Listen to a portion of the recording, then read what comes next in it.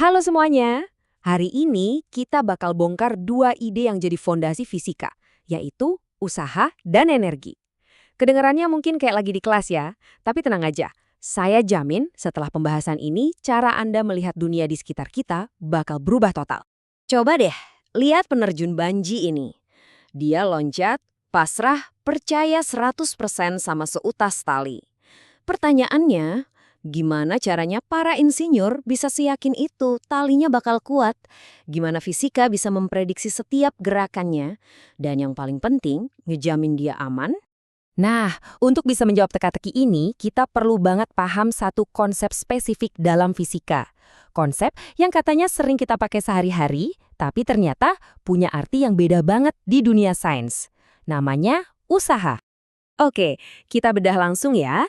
Kalau kita ngobrol biasa, usaha atau kerja itu bisa berarti belajar buat ujian atau mungkin rapat seharian yang bikin capek. Tapi dalam fisika definisinya jauh-jauh lebih presisi. Ini dia kuncinya. Usaha itu cuma terjadi kalau ada gaya dan ada perpindahan yang searah sama gaya itu. Kalau salah satunya nggak ada atau arahnya nggak pas, ya secara fisika nggak ada usaha yang dilakukan. Tipik. Nah, yang paling keren dari rumus ini itu bagian cos theta. Bagian ini seolah-olah bilang ke kita, yang penting itu bukan seberapa besar total gaya yang kamu kasih. Bukan. Yang penting itu berapa banyak dari gaya itu yang benar-benar searah sama gerakan si benda. Jadi kalau kamu dorong lurus ke depan, semua gayamu jadi usaha. Tapi kalau kamu nariknya miring, ya cuma sebagian kecil dari tenagamu yang dihitung sebagai usaha. Jadi usaha itu bisa positif, bisa negatif, bahkan bisa nol. Usaha positif itu pas gayanya ngebantuin gerak, kayak kita dorong troli belanjaan. Usaha negatif itu pas gayanya ngelawan gerak, contohnya gesekan ban mobil di aspal. Terus, usaha nol, ini yang unik. Bayangin kamu nenteng tas belanjaan terus jalan lurus ke depan.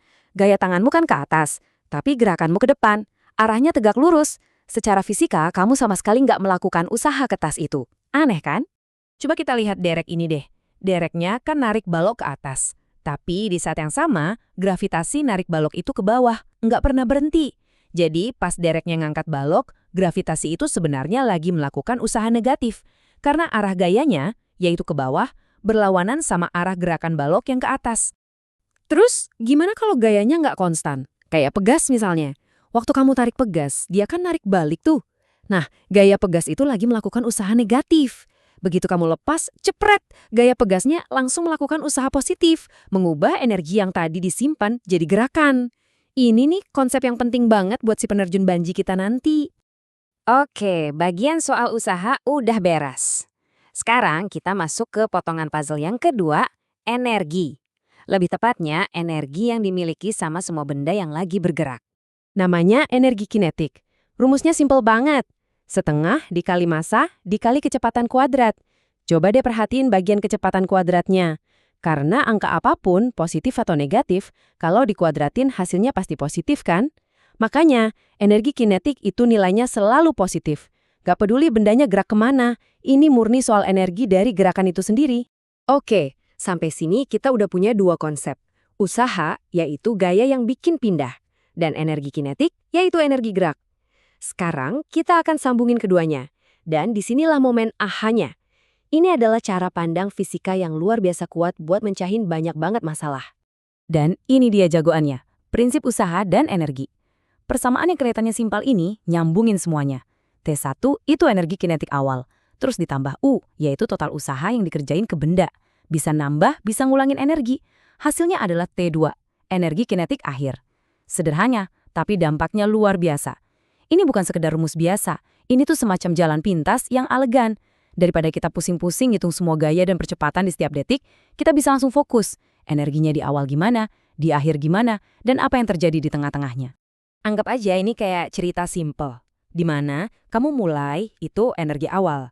Ditambah apa aja yang terjadi di perjalanan itu usahanya, bakal nentuin di mana kamu bakal berakhir, itu energi akhir. Jadi, usaha itu intinya adalah cara kita mentransfer energi gerak. Entah itu menambah atau mengurangi energi dari sebuah sistem. Oke, terus buat apa sih kita ngomongin ini semua? Prinsip ini bukan cuma teori di buku loh. Inilah cara para insinyur ngerancang semuanya. Mulai dari mobil yang aman sampai wahana di taman hiburan yang bikin jantung copot. Yuk, kita lihat beberapa contohnya.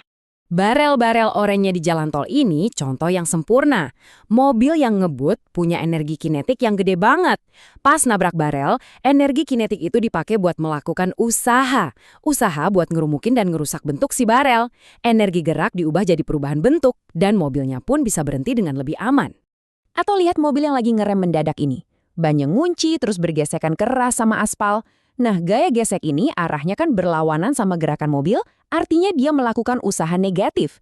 Usaha negatif ini seolah-olah mencuri energi kinetik dari mobil, mengubahnya jadi panas sampai akhirnya mobilnya berhenti total.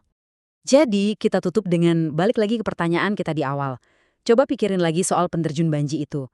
Waktu dia jatuh bebas, gravitasi melakukan usaha apa ke dia?